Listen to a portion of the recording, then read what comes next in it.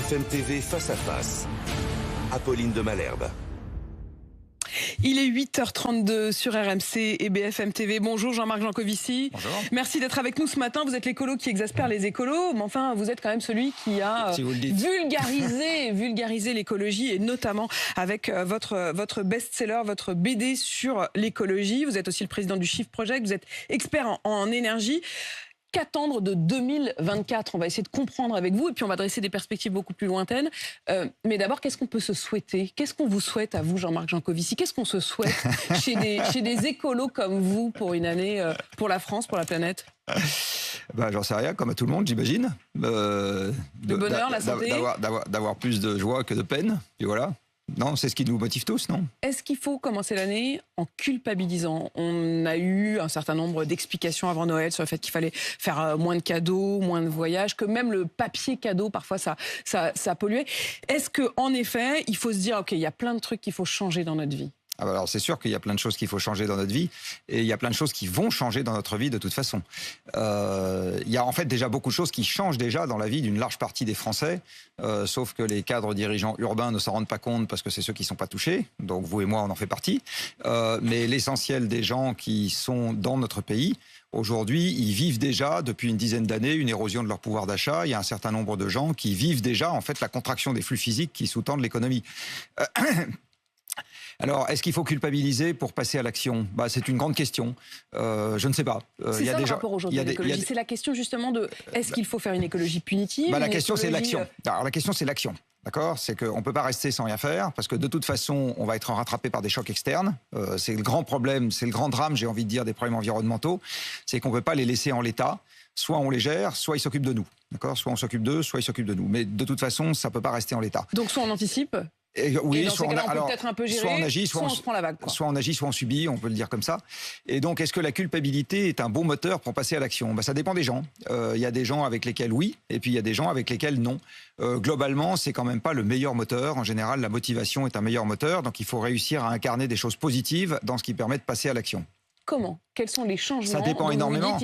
Vous aviez lancé la polémique en disant que il fallait probablement renoncer au transport en avion tant qu'il n'y a pas de manière de voyager propre. Mais ça voulait dire, disiez-vous, au moins qu'on réduise à 4 vols, c'est-à-dire 2 allers-retours dans une vie. Est-ce que c'est ce genre de décision qu'il faut prendre là dans les résolutions du début de l'année? Alors il y a un certain nombre de gens qui nous écoutent qui vont sauter en l'air en se disant comment ça 4 vols dans une vie. Je rappelle que au milieu des années 50, 1950, c'était quelque chose qui n'existait même pas. C'est-à-dire que la moyenne par habitant, c'était pas du tout 4 vols dans une vie. C'était même 0. C'était plutôt 0. Donc est-ce que c'est un drame de prendre moins l'avion? En fait, là, on en revient à ce que je disais tout à l'heure. Il vaudrait mieux que non. Parce que de toute façon, l'avion est né avec le pétrole et il n'y a pas de substitut à l'échelle. C'est-à-dire qu'on peut imaginer électricité, hydrogène, biocarburant, etc. En fait, pour faire 4 milliards de passagers par an, ça passe pas. Ça passe pour beaucoup moins que ça. Donc de toute façon, il faudrait diminuer progressivement le trafic aérien. Est-ce que c'est un drame? Ça dépend de l'idée qu'on se fait du dépaysement associé au trafic aérien. Si on pense que c'est quelque chose de... c'est l'oxygène, c'est vital, etc., on est très malheureux. Si on se dit qu'il y a des tas d'autres manières de se dépayser, on n'est pas malheureux. Quand on entend ce qui s'est passé avec la... Parce qu'il faut quand même rappeler que les trois quarts du trafic aérien, c'est des motifs loisirs. C'est pas du tout des motifs professionnels. Donc, si c'est des motifs loisirs, ça veut dire loisirs famille. Ça veut dire que c'est des motifs de dépaysement ou de regroupement avec des gens qu'on aime bien. Les gens qu'on aime bien, qui sont partis vivre très loin, ils ont quand même fait un choix à un moment. Donc vous avez envie de dire, s'ils sont partis loin, c'est leur choix, il faut qu'ils l'assument. D'une certaine manière, oui. Ça veut dire qu'ils ont trouvé des avantages. Il y a des avantages, des inconvénients. On fait un bilan et puis voilà. Et en ce qui concerne, et le monde moderne, malheureusement, ne leur permettra pas de partir très loin éternellement en ayant les mêmes avantages et les mêmes contacts que s'ils étaient partis juste à côté. Et voilà, ça ne durera pas pour l'éternité. Vous dites l'avion, il est né avec le pétrole. Si je continue votre phrase, ça veut dire il mourra avec le pétrole. Alors l'essentiel du trafic commercial actuel mourra avec le pétrole, oui. Or, on a engagé une sortie, on va essayer de comprendre ce qu'il y a dans le sous-titre de la COP28 qui s'est terminée juste avant Noël, sur cette sortie du pétrole. Mais la raison pour laquelle j'ai voulu aussi vous recevoir ce matin, c'est que au même moment, il y a un an, On s'inquiétait de la question de l'hiver, de l'énergie. On n'était même pas sûr d'avoir assez d'électricité pour passer l'hiver. On nous demandait de mettre le chauffage sur 19, de mettre des cols roulés. Est-ce qu'on est toujours dans cette angoisse immédiate? À long terme, on a bien compris, hein, il n'y en aura plus. Mais est-ce qu'on est toujours dans cette angoisse immédiate pour cet hiver-ci? Alors, pour ce que j'en connais, non. Parce que en fait, on a basculé assez rapidement sur des approvisionnements en gaz américain. Aujourd'hui, une partie du... Alors déjà, il faut savoir qu'une partie du gaz russe continue d'arriver en Europe. On ne s'est pas totalement débarrassé du gaz russe. On a parlé des sanctions, mais dans les faits, elles ont été très largement contournées. Alors, ça dépend. Sur le pétrole, en fait, il y a eu un jeu de chaises musicales. C'est-à-dire les Russes se mettent à vendre leur pétrole à d'autres. Et nous, on achète Donc le on pétrole. achète directement aux Russes. Alors, le pétrole qu'on achetait aux Russes, on l'achète à d'autres, qui eux-mêmes ne vendent plus le pétrole que les Russes vendent à d'autres. D'accord? Donc, je vais prendre l'exemple des Chinois. Ouais. Les Chinois achètent plus de pétrole russe, du coup, ils en achètent moins à d'autres fournisseurs de pétrole, et du coup, ces fournisseurs de pétrole peuvent nous le vendre à nous. D'accord. D'accord, c'est un jeu de chaises musicales. Ce qui s'est passé au niveau planétaire, c'est que la production de pétrole est restée à peu près constante. En fait, elle diminue légèrement, même la production de pétrole actuellement, depuis 2018, elle diminue légèrement. D'accord. Et donc, dans une production globale mondiale qui diminue légèrement, si nous, on arrête de prendre du pétrole aux Russes, il n'y en a pas ailleurs beaucoup plus qui augmente. Donc c'est juste un jeu de chaises musicales. En ce qui concerne le gaz, c'est presque pareil, sauf que là, pour le coup, la production de gaz, elle a augmenté dans le monde, et en particulier la production de gaz liquéfié américaine. Et maintenant, on importe de manière significative du GNL aux Américains. Et c'est ça qui a remplacé une partie du gaz qu'on importait aux Russes. Donc il n'y a plus la question. On a également de la baissé, pénurie. pour partie, la consommation de gaz. On a baissé la consommation de gaz. On avait une autre inquiétude qui s'ajoutait à cela l'an dernier, qui était la situation de nos centrales nucléaires, dont une grande partie était à l'arrêt ou en réparation. Au moment où on se parle, étaient à l'arrêt notre pour réparation. production nucléaire est au max. Alors, elle n'est pas au max, mais elle est significativement plus élevée qu'au moment de l'hiver dernier. Donc ça, c'est évidemment aussi un motif d'inquiétude qui disparaît. Donc, de ce point de vue-là, ça fonctionne. Pour autant, la COP28, la fameuse COP28, qui en même temps se trouvait à Dubaï, a affirmé qu'on allait dans une transition, je cite, vers la sortie des énergies fossiles. Est-ce que ça veut dire qu'on commence à envisager d'eux, ou est-ce qu'il y a des étapes qui ont été inscrites et qui vont être contraignantes? Alors, il faut rappeler qu'il n'y a pas de chef du monde. Et donc, ce qui se passe à une COP, ce n'est pas des décisions contraignantes pour des États qui ne voudraient pas les appliquer. C'est simplement qu'on entérine ce que les États font déjà ou sont déjà prêts à faire pour des raisons domestiques. Donc en fait, la COP, c'est un endroit où on ne décide de rien, vraiment. On fait des pétitions de principe dans une COP, c'est essentiellement ça qu'on fait. Et la seule COP qui a vraiment accouché de quelque chose qui est un peu structurant dans le débat public, c'est la COP de Copenhague en 2009 qui a accouché de l'objectif des 2 degrés. C'est là que ça s'est passé. C'est-à-dire de maintenir... C'est-à-dire que c'est là que le chiffre des 2 degrés a commencé à devenir une référence et où tout le monde a dit on va faire ce qu'il faut pour limiter le réchauffement planétaire à 2 degrés. 2 degrés par rapport à quel moment? Par rapport à l'époque pré-industrielle, c'est-à-dire en gros par rapport à 1850. Par rapport à 1850, hein, c'est pas le 20e siècle, c'est par non, rapport à 1850. non, c'est par rapport à 1850. D'accord. Est-ce que ce chiffre est toujours bon d'ailleurs? Alors, sachant qu'en 2023, très vraisemblablement, le réchauffement planétaire par rapport à l'époque pré-industrielle va être de l'ordre de 1,5 degré. D'accord. Donc on est déjà à 0,5 degré du max. On est alors sur une année. Après, ça ne veut pas dire que ça va être... Mais en si gros, on fait la moyenne des 10 années, ça sera peut-être moins. Exactement, ça sera moins. Mais en fait, comme le réchauffement, il est continu, d'accord, avec des variations. Mais en ce moment en particulier, il y a un phénomène El Niño qui amplifie l'augmentation des températures. Mais ça veut dire que, en gros, l'objectif des 1,5 degrés, lui, il est déjà mort. Ça fait un certain temps que je le dis. Et on est quand même bien parti pour que l'objectif des 2 degrés soit mort. Parce que pour qu'on tienne l'objectif des 2 degrés, il faudrait que les émissions baissent de 5% par an tous les ans dans le monde. Alors 5%, c'est ce qu'on a eu par exemple l'année du Covid. Donc il faudrait qu'après le Covid, on ne remette pas l'économie dans l'état d'avant le Covid, mais on la laisse dans l'état du Covid. Et puis il faudrait que l'année d'après, on supprime les 2 tiers des émissions indiennes. Et puis il faudrait, enfin voilà, c'est ça le genre de choses qu'il faut qu'on fasse. C'est un rythme d'évolution sur lequel on n'est pas du tout aujourd'hui. Et donc que la COP à Dubaï ait dit on va sortir des énergies fossiles, c'est une pétition de principe. Mais ce genre de pétition de principe, on en trouve tous les jours dans les discours. C'est pas le sujet. Le sujet, c'est qu'est-ce qu'on fait vraiment. Et ce qu'on fait vraiment n'est pas à la main de la COP, n'est pas à la main de l'Assemblée des Nations Unies, c'est pas à la main, c'est à la main des États éventuellement des constructions supranationales comme l'Europe. C'est à la main des entreprises et des secteurs industriels, c'est à la main des consommateurs, c'est à la main de ces acteurs-là. Quand Emmanuel Macron, dans ses vœux le 31 décembre, dit, je le cite, « Nous serons déterminés à agir pour qu'en 2024, notre écologie, cette écologie à la française, notre planification continue de se déployer comme un modèle, un chemin singulier qui nous permettront de sortir des énergies fossiles et de gagner en indépendance et en progrès ». D'abord, est-ce qu'il dit vrai? C'est-à-dire, est-ce que vraiment ça existe déjà aujourd'hui et on serait sur ce chemin? Et qu'est-ce que ça veut dire une écologie à la française? Ça, il faut lui demander, moi, j'en sais rien. Alors, ce qui est sûr, c'est qu'on a enregistré effectivement de timides progrès dans l'organisation de l'appareil d'État, avec la création d'un secrétariat général à la planification écologique, qui est en fait une espèce de résurgence du commissariat au plan, qui nous avait pas si mal réussi, parce que ça a quand même accouché d'un certain nombre de choses très structurantes qui aujourd'hui Vous, encore... l'industriel, vous considérez quand même que la planification, elle est importante, et notamment sur la question de l'énergie. Elle est essentielle, parce que quand on doit raisonner électricité, on raisonne à 50 ou 100 ans. Quand on raisonne infrastructure de transport, on raisonne au siècle. Quand on raisonne urbanisme, on raisonne à plusieurs siècles. Donc évidemment que la planification est essentielle. Une autre manière de dire ça, c'est qu'on ne peut pas laisser au marché le soin de s'organiser pour structurer l'avenir de long terme. Ça marche pas. Et du reste, la quasi-totalité des gens qui ont regardé d'un peu près ce que c'est qu'un marché disent que ça marche pas. Dans l'électricité, on l'a bien vu du reste. Donc, la planification est absolument essentielle. Les Français sont historiquement pas mauvais à ce genre d'exercice. Donc, c'est peut-être ça que le président avait en tête quand il a parlé de planification à la française, enfin d'écologie à la française. Mais sinon, je sais pas. Il faut aller lui poser la question. Par contre, pour moi qui ai attentivement lu son discours de vœux, c'est une phrase parmi d'autres. C'est pas ça qui a occupé l'essentiel de son discours.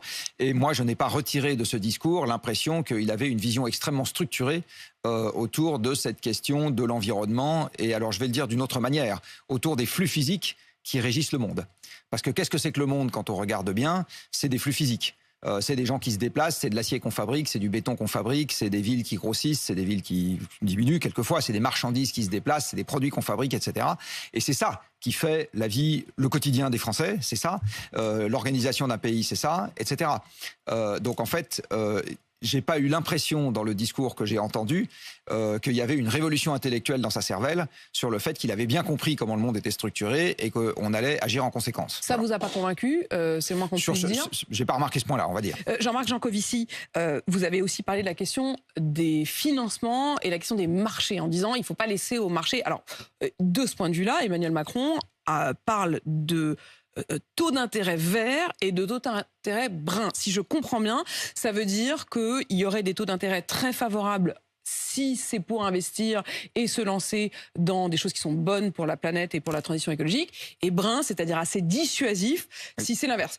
Est-ce que ça peut être efficace et quels devraient être les critères? Alors ça, vous voyez bien que c'est typiquement un instrument de planification, au sens où c'est un instrument réglementaire. On ne laisse pas le marché décider. On dit, je vais structurer le marché, je vais l'orienter comme ça. Alors oui, je pense que c'est une bonne idée. Parce que vous avez un certain nombre d'investissements qu'il faut faire par exemple dans des moyens de transport, dans du train, dans des pistes cyclables, etc. C'est des infrastructures à longue durée de vie. Et dans les infrastructures à longue durée de vie, ce qu'on appelle le coût du capital, c'est-à-dire le coût auquel on a accès à l'argent pour bâtir ces infrastructures, c'est quelque chose qui est déterminant dans le coût d'utilisation derrière. C'est pareil en ce qui concerne l'électricité, que ce soit des réacteurs nucléaires qui durent 60 ans ou des éoliennes ou des panneaux solaires qui durent 30 ans. Le coût auquel on a l'argent, le taux auquel on a l'argent, c'est structurant dans le prix qu'on va payer le mégawattheure derrière. C'est pareil pour les réseaux électriques, etc. Donc il y a un certain nombre d'investissements pour lesquels c'est essentiel d'avoir de l'argent pour pas cher si on veut transformer le monde qui nous entoure. Donc c'est une très bonne idée, oui, absolument, d'avoir un taux d'intérêt qui soit plus bas pour ce qu'on appelle le vert, qu'il faut bien définir, et ce qu'on appelle le brun. Dans le reste des vœux, il y avait surtout les JO, la fierté française, l'année du millésime français, les Jeux Olympiques cet été à Paris, les Jeux Olympiques d'hiver en 2030 dans les Alpes. Pour vous, il aurait fallu y renoncer. Alors, je ne sais pas s'il aurait fallu y renoncer, mais on aurait pu en profiter pour faire justement des jeux à la française, d'une certaine manière, c'est-à-dire dire on va limiter le nombre de spectateurs qui viennent en avion, ou bien on va limiter la quantité de mètres cubes de béton qu'on coule pour les infrastructures, ou bien etc. Donc on aurait pu essayer, parce que c'est ça l'enjeu, de marier la question environnementale avec la question des jeux. C'est évident que les jeux, c'est un événement qui va être festif, les gens sont plutôt contents, je pense qu'on organise... En fait, vous avez le sale rôle, en fait, Jean-Marc Jancovici. Un peu, oui, je suis un peu casse-bonbon. Ouais, c'est ça, faut pas prendre de vacances. Non, c'est pas ce que je suis en train de dire. Pas du tout. Faut pas forcément faire de... Enfin, la dernière fois que vous étiez venu, vous m'aviez quand même dit qu'il fallait, grosso modo, renoncer à cette société de loisirs. Non mais attendez, ne pas prendre de vacances, c'est pas ne pas prendre l'avion. Non, ne pas prendre de vacances, c'est oui. Je vous rappelle que l'essentiel des Français partent en vacances sans prendre l'avion, quand même. Non, vous aviez même dit le fait même de changer de région et d'avoir des éventuels lieux de vacances. On va y revenir, mais sur les JO... En fait, c'est le difficile arbitrage, l'environnement, entre ce à quoi on renonce aujourd'hui et les renoncements qu'on se promet pour demain, qui risquent d'être beaucoup plus désagréables si on n'accepte pas des petits renoncements aujourd'hui. Et il y a certains renoncements qui sont quand même des petits renoncements. J'insiste quand même sur le fait que de ne pas prendre l'avion pour partir en vacances, c'est pas un gros renoncement. C'est quand même pas un truc... Ne plus avoir de toit, oui, ça c'est un gros renoncement. Ne pas manger à sa faim, ça c'est un gros renoncement. Et ce sera les renoncements, ce sera les coups près qui arriveront demain si on ne fait pas ces petits renoncements. Alors, bien sûr, il y a un risque. Alors, c'est quoi les gros risques et les risques de déstabilisation politique? En fait, quand on regarde bien, il y a un lien évident entre la montée du populisme, qui a aussi occupé une partie des vœux présidentiels, et la déshérence matérielle non prévue d'une partie de la population. Et en particulier, l'appauvrissement subi des classes moyennes, quand ils ont l'impression qu'ils se retrouvent pris dans quelque chose qui est inverse aux promesses qu'on leur avait faites, ça leur plaît pas du tout. Et ça a donné naissance au Brexit, ça a donné naissance à l'ascension de Trump, et chez nous, ça donne naissance à des phénomènes à peu près identiques. Ça a donné naissance également en Italie au sentiment de déclassement qui a porté Meloni au pouvoir. Enfin bon, bref, tout ça, c'est des phénomènes identiques.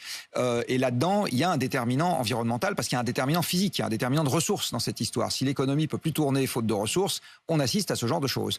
Donc évidemment que la sanction, elle risque d'être beaucoup plus désagréable que l'organisation autour de moins dans un certain nombre de secteurs. Mais moins dans un certain nombre de secteurs, c'est pas la mort. Enfin, je veux dire, il y a tout à fait une manière de s'organiser avec ça. Donc pour en venir aux Jeux Olympiques... Moins de JO ? Alors non. Des JO différents ? Vous savez, au moment où les JO ont été remis en selle à Athènes en 1896, si ma mémoire est correcte, il y avait 241 athlètes qui participaient aux Jeux, nous dit le Comité international olympique. Les Jeux de Paris, je crois qu'on en attend 15 000. Donc le problème, c'est l'échelle. Exactement. On n'est plus du tout dans les mêmes ordres de grandeur. Donc, on coule beaucoup plus de béton pour faire les infrastructures. On fait venir beaucoup plus de spectateurs, dont une large partie en avion. Donc ça plombe le bilan carbone. Et en ce qui concerne les Alpes, alors qu'on sait très bien que la neige va se faire de plus en plus rare, alors qu'on sait très bien par ailleurs qu'une large partie des Français n'ont pas les moyens d'aller au sport d'hiver et que ça se contracte, c'est-à-dire que c'est quand même quelque chose qui est réservé à des gens qui ont des moyens et qu'il y a un vrai sujet sur la disponibilité de ces moyens à l'avenir, est-ce que c'est vraiment pertinent d'équiper encore plus les régions de montagne d'infrastructures qui sont dépendantes à la fois des énergies fossiles et de la neige? C'est une question qui est posée et que j'ai pas vu poser avant qu'on dise on va candidater pour les Jeux d'hiver. Elle n'a pas été posée effectivement avant. On verra si elle se pose ensuite. Mais là, au moment où ensuite, c'est un peu tard. Une toute petite portion des Français effectivement envisagent d'aller à la montagne, mais ça fait vivre un certain nombre de communes. Est-ce qu'il faudrait d'entrée de jeu fermer le robinet et dire on se donne encore 10 ans, dans 10 ans on ferme? Si je peux me permettre, vous les journalistes, vous êtes marrants parce que vous êtes toujours blanc et noir. Aujourd'hui et demain, non, tout ça est progressif. J'essaye de vous laisser le temps d'un peu de subtilité, mais c'est vrai que parfois on a envie de réponse. Et je vous en remercie. Mais, donc en fait, il faut bien voir ça comme une transition progressive. Le grand problème de toutes ces transitions, c'est l'impatience. C'est-à-dire qu'une fois qu'on réalise un problème, on voudrait que le problème soit réglé le lendemain matin. Non, c'est pas comme ça que ça se passe. Donc là, la question est celle de la transition progressive. Il faut savoir qu'il y a un siècle, les territoires de montagne, ils vivaient chichement d'agriculture et un peu d'industrie quand même, parce qu'il y avait l'hydroélectricité qui permettait à l'industrie de se développer. C'est pour ça, par exemple, que la vallée de l'Arve est si industrielle. Et puis, on est passé à une civilisation de loisirs grâce aux énergies fossiles qui ont permis d'augmenter le pouvoir d'achat, de libérer du temps libre, etc. Et aujourd'hui, la moitié du PIB de la Savoie, par exemple, est constituée du tourisme. Bon. Est-ce que c'est quelque chose qui est pérenne ? Malheureusement, à l'échelle de quelques décennies, pas sûr. Alors, est-ce que c'est en équipant encore plus ces régions d'infrastructures pour faire des jeux d'hiver, enfin pour faire des sports d'hiver, qu'on va dans la bonne direction? En fait, on repeint la façade, mais ça va finir par s'écrouler derrière. C'est pas sûr. Peut-être que le même argent aurait pu être employé de manière un peu plus intéressante pour faire d'autres choses qui auraient permis aux mêmes régions, puisque je leur veux pas de mal à ces régions-là, c'est évident, de commencer à penser l'après. Sport d'hiver, j'ai envie de dire magnifique, ou je sais pas comment il faut le dire, très important, qu'on connaît aujourd'hui. Voilà. Lorsque l'on voit que les ventes de voitures électriques explosent, que l'interdiction des ventes de véhicules à moteur thermique a été actée pour 2035. Est-ce que ça, vous vous en réjouissez? Est-ce que c'est une bonne nouvelle d'acheter des voitures électriques ou est-ce que c'est plus compliqué que ça? Non, c'est une bonne nouvelle d'acheter des voitures électriques. Il faut par ailleurs les acheter, des véhicules électriques plus précisément. Il faut par ailleurs les acheter les plus petites possibles. Donc la mauvaise nouvelle, c'est les tanks électriques, les grosses voitures. Alors pourquoi est-ce que les constructeurs font des tanks électriques? Tout simplement parce que c'est là qu'ils ont les plus grosses marges et que la clientèle est solvable. Donc c'est encore une question de fric, pardon, mais je veux dire, alors si on résume les choses absolument. comme ça. Et il y a une mesure que je trouve extrêmement pertinente dans son principe, c'est le leasing à 100 € par mois sur les petits véhicules électriques. Parce que quand vous regardez qui sont les gens qui, sur le papier, devraient passer à l'électrique le plus vite possible, c'est les gens très dépendants de la voiture à faible revenu. Alors les gens très dépendants de la voiture à faible revenu, ils habitent plutôt dans des zones de raisonnablement faible densité. Par ailleurs, c'est des gens qui n'achètent pas de véhicules neufs, parce que les gens à faible revenu n'achètent pas de véhicules neufs, c'est les vieux riches comme moi qui achètent des véhicules neufs. Et donc d'avoir une mesure qui soit sous condition de ressources, sous condition de lieu d'habitation et destinée à favoriser l'achat de petits véhicules électriques, ça c'est une excellente mesure. C'est à la fois écologique et redistributif. Les mesures qui symétriquement visent à pénaliser les gros véhicules électriques, personnellement, je trouverais tout à fait légitime qu'on interdise la vente de véhicules électriques au-delà d'un certain poids. Parce que quand vous avez une quantité de batteries donnée que vous arrivez à fabriquer dans l'année, si vous faites des petits véhicules électriques, vous fabriquez plus de petits véhicules et donc vous soulagez plus, quelque part, la dépendance au pétrole d'une partie significative de la population que si vous fabriquez des gros véhicules électriques. À ce moment, vous en fabriquez moins. Et puis, les gens qui ont beaucoup de moyens habitent en général dans des aires urbaines plus denses où ils ont des transports en commun et où ils n'ont pas besoin d'un 4x4 pour aller au boulot. Jean-Marc Jancovici, vous allez voter écolo aux européennes? Je ne sais pas encore pour qui je voterai aux européennes. Vous n'êtes pas sûr de voter pour les écolos? Non. Alors, j'ai deux raisons à ça. D'abord, je considère que l'écologie, c'est pas l'apanage d'un parti particulier. Ça doit être tout le monde qui doit s'en occuper. Et je juge sur pièce. Et ensuite, même les écologistes ont leurs propres contradictions. Aucun parti politique, en fait, n'échappe à ses propres contradictions. Quand vous regardez dans les programmes politiques, vous avez toujours une mesure qui est antagoniste avec une autre mesure. Bon. Et en général, je juge sur pièce. Donc, je fais partie de ces rares électeurs qui lisent attentivement les programmes avant de se décider. Donc, je pourrais vous reposer la question dans les mois qui viennent, avant les européennes. Jean-Marc Jancovici, merci d'être venu ce matin tenter de regarder ensemble les perspectives. Je rappelle que vous êtes le président de The Shift Project, expert en énergie. Et je rappelle le titre de votre best-seller, Le Monde sans fin. Merci d'être venu. Il est 8h54. Co-best-seller. Co-best-seller, parce qu'en effet, il est aussi dessiné. 8h55 sur AMC BFM TV.